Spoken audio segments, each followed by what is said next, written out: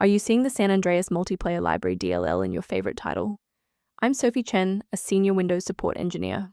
Let's fix your gaming DLLs and get your performance back to normal. Access the official San Andreas Multiplayer Library diagnostic resource now for a faster system configuration. This is the San Andreas Multiplayer Library, the core client library for the San Andreas Multiplayer, SAMP, MODI for GTA, San Andreas. It manages the networking protocol, player synchronization, and custom UI elements for online servers. Missing this file is the number one cause of GTA SA has crashed errors when trying to connect to multiplayer servers, as the client cannot hook into the base game's process. Now that the background is clear, let's walk through the actual installation steps. Samp is a standard component within most gaming graphics runtimes. You can resolve this by installing the Microsoft DirectX end-user runtime to restore legacy D3DX and X input files, and updating your GPU drivers if the error involves OpenGL, OpenCL, or CUDA. If the redistributable repair didn't resolve the pop-up, the next logical step is to analyze the local environment for process conflicts.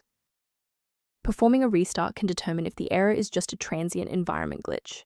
A reboot refreshes your system's path variables and can sometimes re-establish a broken link to the San Andreas Multiplayer Library file. Bookmark this video or click the like button now so that you have a shortcut back to this guide after your PC finishes restarting. If that didn't clear the error, follow these instructions to modify your system paths. If you need to pause the video to type these out, please do so. Rebooting didn't restore the monitoring tools, so let's run a command to reset the performance indicators. First, open command prompt as admin. Second, you're going to type lodctr/R, then hit enter. Why are we doing this? Well, these files rarely suffer from physical corruption. Instead, their registration in the performance hive becomes desynced. This command purges those stale entries and rebuilds the registry links. Before you finalize your changes, I need to emphasize the importance of using trusted sources.